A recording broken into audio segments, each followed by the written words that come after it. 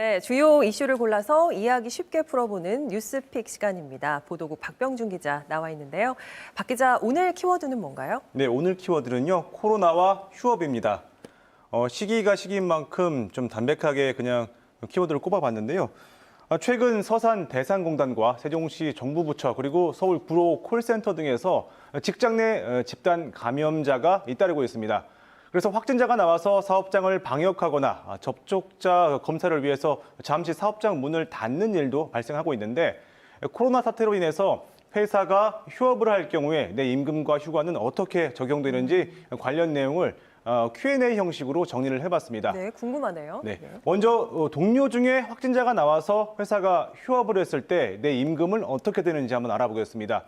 설명에 앞서서요, 휴업 수당에 대해서 먼저 정리를 한번 해보면 현행법은 회사의 잘못으로 휴업을 할 경우에는 근로자에게 임금 대신 휴업 수당을 주도록 규정을 하고 있습니다. 근로자들의 생활 보장을 위한 장치인데 원칙적으로 본인이 평소에 받던 평균 임금의 100분의 70 이상을 수당으로 줘야 합니다. 자, 다시 처음으로 돌아가서요. 동료 중에 확진자가 나와서 휴업을 했다. 자, 이 경우에는 사업체의 책임을 묻긴 어렵겠죠. 때문에 근로자들에게 휴업수당을 줄 의무가 없습니다. 다만 사업주가 예방적 차원에서 자체 휴업에 들어갔다. 이 경우에는 휴업수당을 줘야 합니다. 또 코로나 사태로 매출이 줄어서 휴업을 했을 때는 어떨까요? 부품 수급이 원활하지 않거나 또는 매출이 감소해서 휴업하는 경우도 있을 텐데 고용노동부는요, 이 경우에도 사업자의 귀책 사유다라고 인정을 해서 휴업수당을 줘야 한다고 설명했습니다. 다만 경영 악화에도 불구하고 직원들에게 유급 휴업과 또 휴직 등의 조치를 한 기업은요, 정부의 고용유지 지원금을 신청할 수 있습니다. 기업에서는 매출이 줄었으니까 이제 근로자에게 며칠 좀 쉬라고 할 수도 있을 것 같은데요. 그렇습니다. 이럴 때도 휴업 수당을 줘야 하는 겁니까? 줄 수도 있고요, 또 안 줄 수도 있습니다. 이 둘을 결정하는 건 노사 합의 여부인데요. 사측이 일방적으로 무급휴직을 실시하는 경우에는 휴업 수당을 줘야 하고요. 노사 간의 합의가 될 경우에는 휴업 수당 없이 무급휴직을 실시할 수 있다는 대법원 판례가 있습니다.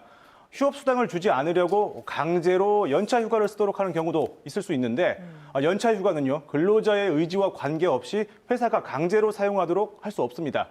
또 반대로 내가 연차 휴가를 냈는데 회사에서 지금은 비상 상황이니까 반려하는 경우도 발생할 수 있잖아요. 원칙적으로는요, 근로자가 청구한 시기에 연차 휴가를 줘야 하는데 연차 휴가로 사업 운영에 막대한 지장이 있을 경우에는 사측은 휴가 시기를 변경할 권한이 있습니다. 다만 휴가 일자를 다른 날로 바꿀 수만 있고요. 휴가 자체를 주지 않는 것은 법 위반입니다. 또 최근엔 유치원이나 초등학교의 개학이 연기돼서 아이들을 볼 사람이 없는 맞벌이 가정도 많잖아요. 자, 이런 경우에는 가족 돌봄 휴가를 신청할 수 있습니다. 원칙적으로 가족 돌봄 휴가는 무급인데 다만 코로나19 상황이 진행되는 요즘에는 1인당 하루 5만 원 범위 내에서 최대 5일까지 정부 지원을 받을 수 있습니다. 이 지원금은 맞벌이 부부에게만 지원되는 건 아니고 외벌이 근로자는 최대 5일, 그리고 맞벌이 근로자는 부부 한 명당 5일씩 최대 10일간 지원을 받을 수 있습니다. 네, 또 요즘 감염 예방 차원에서 네. 재택근무를 하는 사업장도 늘고 있잖아요. 이때 알아둬야 할 내용은 없을까요? 네, 재택근무는요, 단순히 근로 장소를 회사에서 자택으로 변경하는 것이기 때문에 직원의 동의를 받아야 할 필요는 없습니다. 다만 입원 치료를 받고 있는 확진자에게 재택근무를 하라라고 명령을 할 수는 없고요. 증상이 경미해서 자택에서 자가격리하는 경우에는 재택근무나 근로시간 단축 명령을 시행할 수 있다고 합니다. 지금까지 뉴스픽이었습니다.